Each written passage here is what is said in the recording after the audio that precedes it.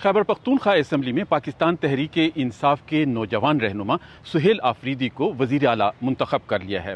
ان کے انتخاب کے حوالے سے کافی قانونی اور آئینی جو پیچیدگیاں ہیں ان کا ذکر بھی سامنے آ رہا ہے۔ پہلے تو یہ جانتے ہیں کہ سہیل آفریدی کون ہیں۔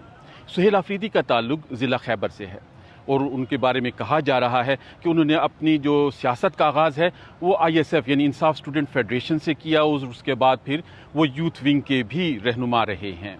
اس کے بارے میں کہا جا رہا ہے کہ انہوں نے اکنامکس میں گریجویشن کی ہے اور بقول ان کے خود کے کہ ان کی جو خاصیت ہے وہ احتجاجی سیاست ہے۔ ان کے بارے میں ایک تاثر یہ تھا کہ وہ ایک سخت مزاج قسم کے وزیر اعلیٰ ثابت ہو سکتے ہیں، کیونکہ انہوں نے اپنی تقریر میں بھی کچھ اسی طرح کی باتیں کی ہیں۔ انہوں نے یہ بھی کہا ہے کہ وہ صوبے میں ملٹری آپریشن کی اجازت نہیں دیں گے۔ آپ کو یہاں پہ یہ بتاتا چلوں کہ چند روز پہلے یہاں پر DG ISPR نے اپنے ایک اخباری کانفرنس میں کہا تھا کہ خیبر پختونخوا میں کچھ سیاسی قوتیں جو ہیں وہ ان کی رکاوٹ ہیں کہ وہ یہاں پر آپریشن نہیں ہونے دے رہے۔ اس کے علاوہ سہیل آفریدی نے اپنی تقریر میں یہ بھی کہا ہے کہ وہ یہاں کے لیے بہتری لائیں گے اور وہ عمران خان کی رہائی کے لیے جو تحریک ہے اس کا آغاز وہ آج سے ہی شروع کریں گے۔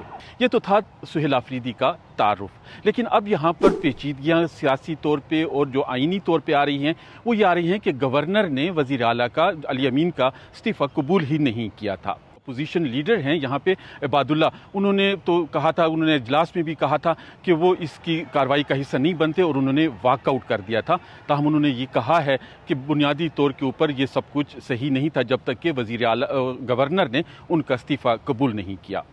اس بارے میں جو رولنگ دی گئی اسپیکر کی جانب سے بابر سلیم سواتی کی طرف سے اسمبلی ایوان کے دوران کہ انہوں نے کہا ہے کہ جب اپوزیشن کے اراکین نے اس سارے پروسیس میں حصہ لیا، انہوں نے وزیر اعلیٰ کے انتخاب کے لیے اپنے نامینیشن پیپرز بھی جمع کرائے تھے، تو ایسے میں پھر ان کے یہ جو تھا یہ سارا انہوں نے حصہ لیا ہے، تو اس وجہ سے یہ ایک ویلڈ تھا اور انہوں نے اپنے پورے پروسیس میں ایک آئینی اور سیاسی جو ایک پروسیس ہے اس میں حصہ لیا ہے، تو اس حوالے سے یہ ایک جائز تھا۔ ان کا واک آؤٹ ان کا اپنی مرضی۔ اب آتے ہیں کہ جو آئینی ماہرین ہیں وہ اس بارے میں کیا کہتے ہیں۔ اس حوالے سے مہاراجا جو ترین ہیں لیگل ایکسپرٹ ہیں، انہوں نے سپریم کورٹ کے ایک فیصلے کا بھی حوالہ دیا ہے اور انہوں نے یہ کہا ہے کہ جو آئین کی شک 130 کی شک 8 ہے اس کے تحت گورنر کا جو استعفیٰ ہے یہ منظور کرنا ضروری نہیں ہے۔ ایسے ہی ایوان میں جب وزیر اعلیٰ نے اعلان کر دیا ہے کہ وہ استعفیٰ دے رہے ہیں اور انہوں نے بیان بھی دیا ہے، اوپنلی عوامی سطح پہ دیا ہے، تو اس حوالے سے اس کا ضرورت نہیں ہے۔ اسی طرح یہاں پر جو سابق اٹارنی جنرل ہیں اشتر اوصاف، انہوں نے بھی یہ کہا ہے کہ جو انہوں نے اسی شک کا حوالہ دیتے ہوئے کہا ہے کہ وزیر اعلیٰ کا جو انتخاب ہے اور جب وہ استعفیٰ دے دیتے ہیں تو وہ آٹومیٹیکلی منظور ہو جاتا ہے۔ گورنر اس کے منظوری کے حوالے سے ان کی کوئی ایسی زیادہ ضرورت نہیں ہے۔ جو گورنر کی طرف سے صبح ایک اچانک اس الیکشن سے پہلے ایک نوٹیفیکیشن آ گیا کہ انہوں نے کہا ہے کہ ان کے جو دستخط ہیں ان کے اوپر تھوڑا سا اعتراض ہے تو وہ کلیئر کرنا چاہتے تھے، تو اس وجہ سے انہوں نے ان کو بلایا تھا کہ وہ 15 اکتوبر کو آئیں، وہ کلیئر کریں اور اس کے بعد پھر وہ منظور کریں گے۔ لیکن اسی دوران ایک جو آئینی ماہر ہیں خالد رانجھا، ان کا کہنا تھا کہ اگر گورنر ان کو بلا رہے ہیں اور وہ تصدیق کرنا چاہتے ہیں تو اس میں کوئی حرج نہیں تھا، وہ ان کو کرنا چاہیے، ان کی قانونی اور آئینی جو ذمہ داری ہے وہ پورا کرنے کے لیے اگر یہ کرنا چاہتے ہیں تو یہ ہو سکتا ہے۔ لیکن اب اس وقت یہ صورتحال ہے اور یہ کہا جا رہا ہے کہ اب اپوزیشن بھی عدالت میں جائے گی اور جو حکومت سہیل آفریدی کو انتخاب ہوا ہے ان کو بھی وہ عدالت جانا پڑے گا، کیونکہ جو ابھی اس وقت نقطہ حکومت کے لیے ہے، صوبائی حکومت کے لیے، سہیل آفریدی کے لیے، وہ ان کا حلف ہے۔ اب حلف کون لے گا ان سے؟ گورنر جو انہوں نے ابھی تک استعفیٰ ان کا قبول ہی نہیں کیا، یا پھر ان کو ہائی کورٹ جانا پڑے گا اور چیف جسٹس سے ریکویسٹ کرنی پڑے گی کہ وہ ان کے حلف لینے کے لیے یا تو خود آئیں یا کسی کو نامینیٹ کریں کہ ان سے حلف لیا جائے۔ ایک ایسے وقت میں جب غزہ کی جنگ 2 برس بعد بند ہوئی ہے اور صدر ٹرمپ اور مصر کے اشتراک سے غزہ میں امن کے قیام سے متعلق ایک اجلاس ہو رہا ہے جس میں مسلمان ممالک اور دیگر ممالک کے بعض اہم لیڈر شریک ہو رہے ہیں۔ انڈین وزیر اعظم نریندر مودی اجلاس میں مدعو ہونے کے باوجود نہیں گئے ہیں۔ ان کی جگہ انڈیا کے جونیئر وزیر خارجہ کیرتی وردھن کو بھیجا گیا ہے۔ غزہ میں امن کے قیام سے متعلق اجلاس امریکہ اور مصر کی مشترکہ کوشش سے کیا جا رہا ہے اور اس کا مقصد جنگ کو روکنے کے لیے حتمی سمجھوتے تک پہنچنا اور غزہ میں اقتدار کے علاوہ جنگ ختم ہونے کے بعد غزہ کی اثر نو تعمیر سے متعلق منصوبے طے کرنا ہے۔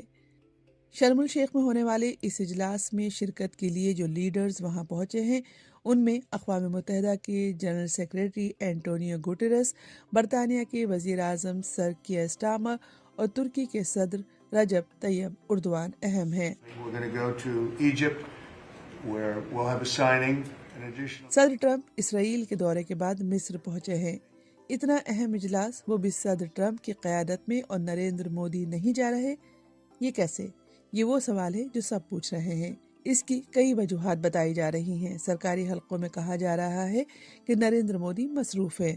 وہیں انڈیا میں Middle East Insights platform کی بانی ڈاکٹر شبھدا چودھری کہتی ہیں کہ نریندر مودی کو یہ انویٹیشن کافی دیر سے 11 اکتوبر کو آیا تھا اور ایک ہیڈ آف دا اسٹیٹ کے لیے صرف 48 گھنٹے کا وقت دینا بہت کم ہے۔ تو بس کیا یہی وجہ ہے کہ نریندر مودی ایک ایسے اہم اجلاس میں شرکت نہیں کر رہے جس پر اس وقت پوری دنیا کی نظریں ہیں؟ کہیں اس کی وجہ صدر ٹرمپ کا ٹیرف تو نہیں؟ جامعہ ملیہ اسلامیہ میں پولیٹیکل سائنس کی پروفیسر ریشمی قاضی کا کہنا ہے کہ اس اجلاس میں صدر ٹرمپ ہوں گے اور پاکستان کے وزیر اعظم شہباز شریف بھی، اور گزشتہ دنوں میں دونوں ممالک کے ساتھ انڈیا کے رشتے کافی مشکل دور سے گزرے ہیں اور شاید یہ مناسب وقت نہیں کہ نریندر مودی ان دونوں لیڈر سے ملاقات کریں۔ کبھی کبھی 2 قدم پیچھے ہٹنا بھی ملک کے مفاد میں ہو سکتا ہے۔ ٹیرف کے علاوہ پہلگام حملے کے بعد انڈیا اور پاکستان کے درمیان سیز فائر کے معاملے پر انڈیا اور امریکہ کے درمیان ایک کہیں سی ٹینشن رہی ہے۔ صدر ٹرمپ بار بار یہ کہتے رہے ہیں کہ جنگ بندی انہوں نے کرائی ہے، حالانکہ انڈیا نے کبھی اس کی تصدیق نہیں کی۔ بعض ایکسپرٹس کہہ رہے ہیں کہ یہ ایک وجہ ہو سکتی ہے کہ نریندر مودی صدر ٹرمپ سے تھوڑی دوری کیے ہوئے ہیں۔ اس سے قبل کینیڈا میں جون میں ہونے والے G7 کے اجلاس کے بعد صدر ٹرمپ نے نریندر مودی کو واشنگٹن میں لنچ کی دعوت دی تھی، جس کو وزیر اعظم نریندر مودی نے یہ کہہ کر انکار کر دیا تھا کہ انہیں انڈیا میں ایک مذہبی فیسٹیول میں شرکت کرنی تھی۔ تب بھی اسی طرح کے سوالات پوچھے گئے تھے۔ آج مشرق وسطیٰ میں ایک بڑی پیش رفت۔ 2 سال سے زیادہ عرصے بعد تمام 20 زندہ اسرائیلی یرغمالی آخرکار واپس اپنے گھروں کو لوٹ آئے ہیں۔ اسرائیلی فوج کے مطابق یہ تمام افراد 7 اکتوبر 2023 کے حماس حملوں کے دوران اغوا کیے گئے تھے۔ اس تاریخی تبادلے کے تحت اسرائیل نے 250 فلسطینی قیدیوں اور 1700 سے زیادہ حراست میں لیے گئے فلسطینیوں کو رہا کیا ہے۔ امریکی صدر ڈونلڈ ٹرمپ نے اسرائیلی پارلیمان سے خطاب کے دوران کہا کہ انہوں نے اپنے 8 ماہ میں 8 جنگیں بند کرائی ہیں۔ If you think we settled 8 wars in 8 months, I'm now including this one. Trump کی تقریر کے دوران سب سے طویل تالیاں اس وقت بجیں جب انہوں نے کہا کہ اسرائیلی یرغمالی واپس آ چکے ہیں۔ The hostages are back.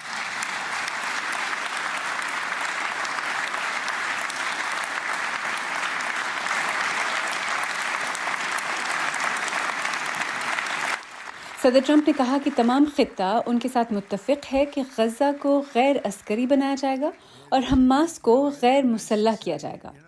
اب سب کی نظریں مصر میں ہونے والے بین الاقوامی امن اجلاس پر ہیں، جہاں ٹرمپ کے ساتھ اسرائیلی وزیر اعظم بینیامن نیتن یاہو بھی شرکت کریں گے۔